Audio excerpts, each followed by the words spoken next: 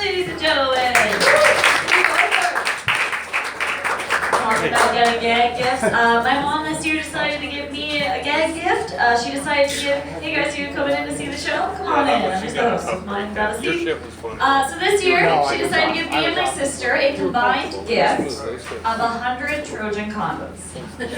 Yeah, she's like, so you can split it 50-50. I was like, okay, weird joke, but good sentiment. Thank you for taking care of me. But that wasn't the gag. The gag was that she gave the 50 allocated to my sister, and then the 50 allocated to me, she kept for herself. Because she's like, I'll use them more than you. And that's why I always ride bareback. We're going to keep the show ready to roll with your next act, you guys. Another hilarious and talented act coming to the stage. Keep it going for Joe Thomas.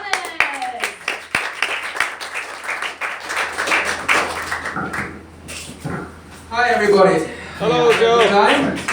I've known Joe for a half hour. I bet you thought I was going to say something funny. I'm here to tell you a sad story.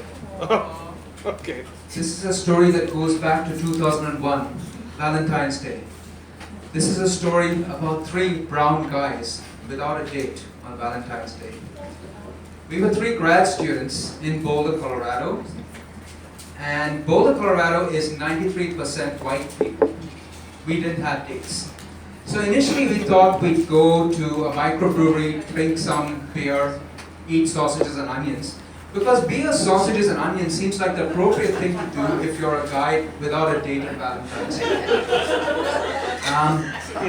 Somehow we landed in a bar drinking something called Long Island iced teas. Now for me, being from India, tea is a beverage served piping hot with milk and sugar in the late afternoon or in the early evening.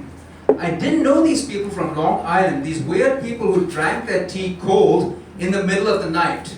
But I was in America, I felt I should do what Americans do, so I had a Long Island iced tea. The bartender seemed to use 6 different bottles, none of which contained milk or sugar. So I had the first Long Island iced tea, tasted okay. The second one tasted better. The third one tasted really good. And in between, the bartender felt sorry for us 3 lonely brown guys and gave us shots of whiskey.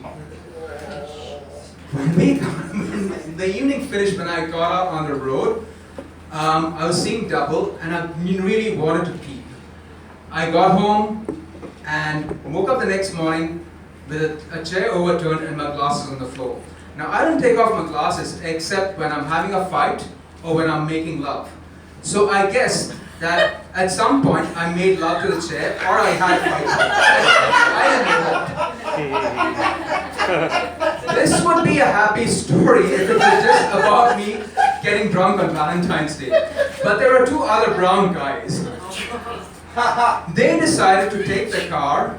They had a red sports car, which they felt was a chick magnet, I don't know, and they decided to drive. Partway, they had to go down the main road of Boulder. Partway, they had to make a right. The guy who was driving didn't even try to make that right. He just sort of veered to the right and crashed through somebody's front fence and landed up in their front yard. So, some guy woke up at 2 o'clock in the morning to find 2 brown guys in a red sports car in his front yard. This was 7 months before 9/11/2001, so they didn't call it the SWAT team.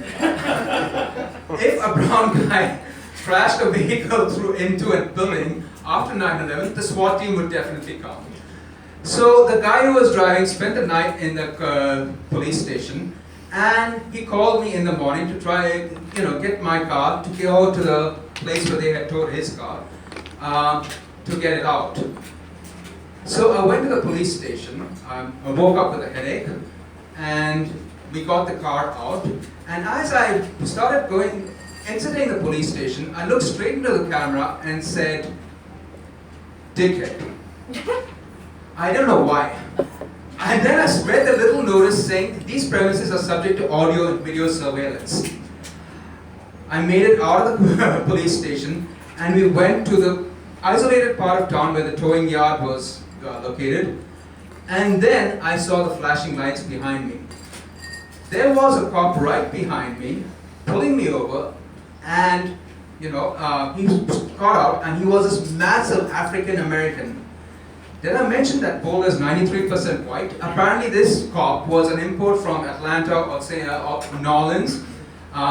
The token black they had. Probably he was put in a display cabinet somewhere because they had to prove that they were diverse. So, and they probably had him in a display cabinet, to prevent his uniform getting mussed up and messy. So they took him out of the display cabinet because it seemed right that a black guy would give the black cop would give a ticket to a brown guy. So he gave me a ticket, not for calling the police station a dickhead, but for failing to yield at a stop sign. So I felt that this wasn't right. I took photographs of the crime scene, or the so-called crime scene, and decided to contest the ticket. So I went to the court, sat at the back of the court, and waited for my case to be called.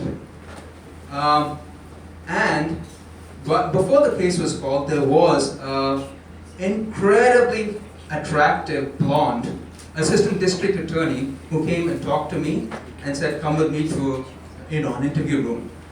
I felt really happy. Followed her to the interview room. I was a perfect gentleman. I held the door open for her so I could get a look at her legs as she walked by. And we were in the interview room, and we finished finished 2-3 minutes of conversation. I kept my eyes right on her. I didn't look down, and then I realized I'd agreed to a plea bargain of, instead of driving with failing to yield at a stop sign, driving with a defective headlight. And I was mad because I didn't get her phone number. I didn't even get to ask her out for coffee. So I went before the judge. The judge asked me if I had anything to say, and I had downloaded relevant parts of the city code, so I started reading the law to him and telling him my interpretation of the law. He in turn read his interpretation of the law back to me. So the meeting of our little reading club was going fairly well, until suddenly the last brain cell, which after all the Long Island iced teas, the beer and the whiskey shots, there was one brain cell which was yelling, "Shut up!" So I shut up. The judge increased my fine from $40 to $75, and I got out of it. Like every story, this story has a moral. The moral of the story is, on Valentine's Day, if you dream of a lovely blonde, she will manifest, but not in the time or place that you expect. Thank you very much. I'm Joe Thomas.